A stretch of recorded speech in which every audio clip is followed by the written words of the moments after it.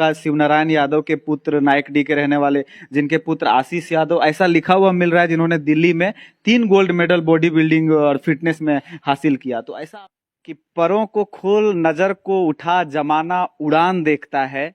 और अभी हम धनवार के नायक डी ग्राम में हैं और यहाँ चल करके आया है आशीष यादव के घर में। और ये आशीष यादव एक्चुअली 2 दिनों से सोशल मीडिया पे काफी उनके नाम को लेकर के, या यूं कहें कि उनका जो अचीवमेंट है उनको लेकर के लोग काफी पोस्ट कर रहे थे और ये वायरल चल रहे हैं धनवार के क्षेत्र में। उन्होंने काम ही कुछ ऐसा किया है। जब आशीष यादव की कहानी को जानने के लिए उनके ही गांव, उनके घर पहुंचे हुए हैं हम। अब बता दें कि दिल्ली के नोएडा में open mister and miss India championship होता है, 2023 चैंपियनशिप बॉडी बिल्डिंग और फिटनेस चैंपियनशिप होता है, जिसमें से आशीष यादव ने अकेले 3 गोल्ड मेडल, मतलब 3 गोल्ड मेडल उनको लगता है, 1 ब्रॉन्ज मेडल भी लगता है। इस कहानी के पीछे किनका मेहनत है और उनके परिवार वाले कैसा महसूस कर रहे हैं, यही जानने के लिए धनवार के नायक डी में आए हुए हैं। हम कैमरामैन से चाहेंगे कि अंदर आके भी दिखाएंगे कि उनके घर का हाल अभी क्या है और उनके मम्मी पापा इसमें कैसा महसूस कर रहे हैं। तो कहीं ना कहीं आज ग्रामीण क्षेत्र में एक उदाहरण सेट किए हैं कि नहीं, आने वाले दिनों में body building, fitness, weight lifting, power lifting, ऐसी चीजों में भी मुकाम हासिल किया जा सकता है। तो सबसे पहले तो बहुत बहुत बधाई देना चाहते हैं कि राज धनवार में अभी आपके बेटे का नाम हो रहा है और उन्होंने जो कर दिखाया उसके लिए सोशल मीडिया पर, यूं के फेसबुक में एक तरह का इंस्पिरेशन महसूस कर रहे हैं लोग। तो कैसा महसूस करते हैं आप? देखिए, बहुत ये सब देख के, सुन के बहुत गौरवान्वित हो रहा हूँ कि मेरा बेटा इस लायक तक पहुँचा। और हम तो धन्यवाद देना चाहेंगे उन लोगों को जिन्होंने, और ख़ास करके उस जिम के मालिक को जिन्होंने ऐसा उसको बनाया। तो कैसे शुरुआत हुआ? देखिए, यहाँ हम लोग देखते हैं कि जो इंटरमीडिएट करता है आदमी और तुरंत जनरल कंपटीशन में लग जाता है, परीक्षा की तैयारी करता है कि उसको जनरल कंपटीशन करना है, यार के तैयारी करना, यही तक सोचता है। लेकिन बॉडी बिल्डिंग यहाँ से कैसे आशीष सोचने में कैसे सफल? देखिए, ना आशीष सोचा था इसके बारे में, ना हम लोग कभी कोई सोचे हुए थे। ये अकस्मात तो हो गया। 5वां क्लास तक तो पढ़ाई में ठीक ही था, लेकिन मिडिल क्लास जाते जाते वो कमज़ोर हो गया और पढ़ाई में रुचि कम करने लगा। हाई स्कूल पहुंचते पहुंचते उसका रुचि जो है सो और कम हो गया। पढ़ाई में रुचि मतलब कम होने लगा ना? हाँ, पढ़ाई में धीरे धीरे उसका रुचि घटने लगा और खान पान पर शुरू से ही वो ध्यान देता था। कोई भी जो भी खाना मिलता था वो दूध, दही, मीठा, ये सब पर बहुत ज़्यादा ध्यान देता था। दूसरी बात है कि काम करने में भी कामचोर नहीं था, काम करता था। और रही बात, फिर जब पढ़ाई से उसका मन उब गया तो इधर उधर को सोचने लगा, तो ये नोएडा चल गया। नोएडा में किसी तरह से अपना जीवन यापन कर ही रहा था। इसी बीच में वो जिम अपना शुरू किया, जिम करने के लिए। जिम में पहले से भी दिलचस्पी था कि इधर गांव में आप लोग देखते होंगे कुछ ऐसे? नहीं नहीं नहीं नहीं, ये सब कुछ नहीं था। अच्छा, पढ़ाई कहाँ तक की है? पढ़ाई 11वीं तक किया है। मतलब इंटरमीडिएट बीच में ही ड्रॉप करके चले? हाँ, इंटरमीडिएट 11वीं करके फिर बोला वो नहीं पढ़ाई करेंगे अब, और वो चल गया अपना जैसे तैसे। वहाँ जो काम इसको मिला वो किया और जिम में विशेष रुचि रखा। आज उसी का परिणाम है कि यहाँ तक पहुँचा है। देखिए, चाची भी हैं, उनसे भी थोड़ा हम जानने का कोशिश करेंगे। चाची भी हमारे बीच में है, तो आकरो से जानने की कोशिश करबे कि आखिर की बात है कि कितना खिलती पियलती तकर वजह से आशीष आजा के दिल्ली में गोल्ड मेडल जीतले। तो चाची, सबसे पहले कैसन बुझा रहा? आशीष हमारे ई काम में पहुंच गए, बहुत खुशी है। और आशीष के कलम सुन के बहुत खुशी है। अच्छा, वो पढ़ले लिखले ना कहलती कि बोल, जैसे 10वां पढ़ के अभी पप्पा ओकर कहलथिन कि 11वां पढ़ के छोड़ दल के, तो तोहनी गोसाल है कि पढ़ले लिखले ना चल गए, लेकिन अभी वो दोसर क्षेत्र में जाके और अपन नाम कर ललके। तो नहीं, उसको हम पढ़ाए हैं, बोल पढ़ो तुम।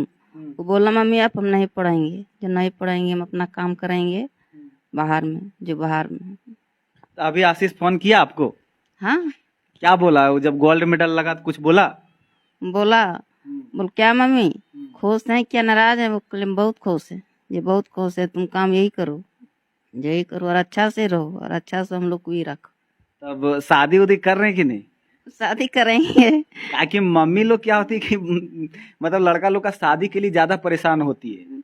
नहीं परेशान तो किए हैं, बोल शादी करेंगे लड़का के। ऐसे आशीष बोला, बोल हम शादी इंसान मत करेंगे, तुम स्थिर से रहो, जे रहो। हम पहले कुछ करेंगे उसके बाद शादी करेंगे। हाँ तुमको काम करने होता है, दिक्कत तुमको हो रहा है, ये दिक्कत हो रहा है, ऐसे हम शादी करेंगे अगला साल।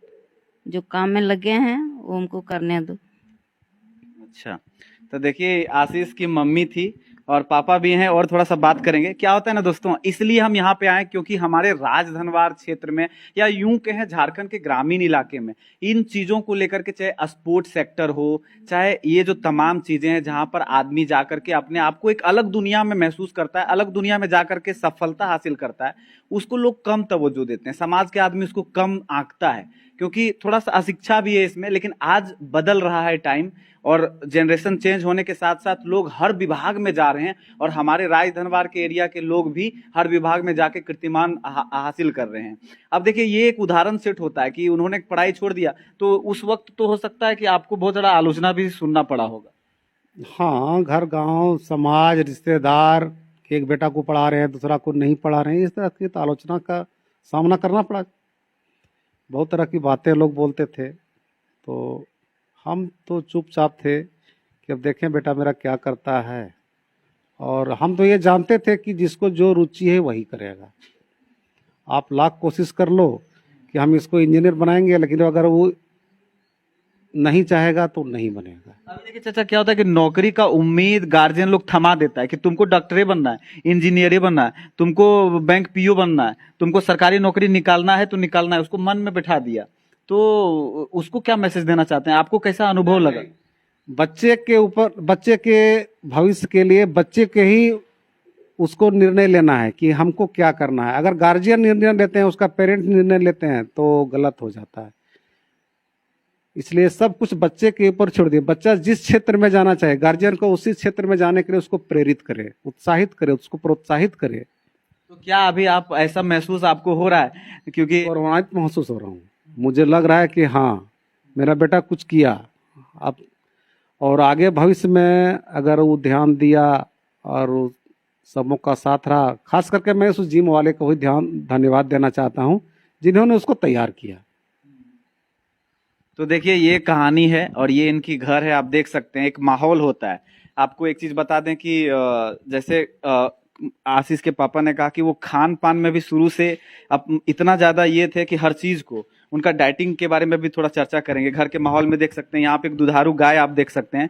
तो इस माहौल को आप जज कर सकते हैं कि शुरू से ही ऐसा पोषण भी मिलता है, शरीर को तैयार भी किया जाता है ताकि आपका बॉडी फिट नजर आए और बॉडी उस काबिल नजर आए कि आप दिल्ली और नोएडा या बड़े बड़े जाके सिटी में उन लोगों को टक्कर दे पाए जो लोग इसमें अगुवाई कर रहे होते हैं, दूसरे जगह के लोग।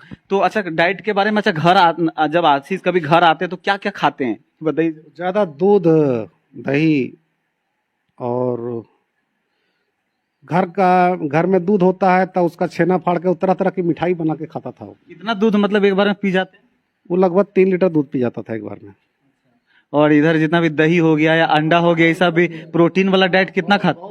20 अंडा एक बार खा जाता है। ये सब शुरू में बचपन में भी मतलब मैं 10-5 से शुरुआत किया था, वो खाता था।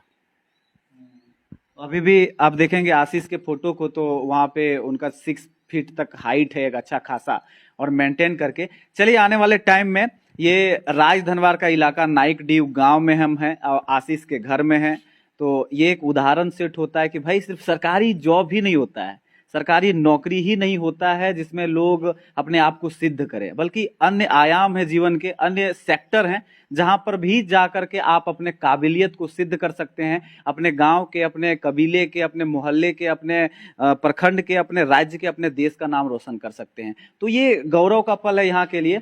आप बने रहे नोटी मिस्टेक के साथ, ऐसे ही और खजाने वीडियो के साथ मैं लेकर आता रहूंगा रवि भास्कर के साथ। बहुत बहुत धन्यवाद।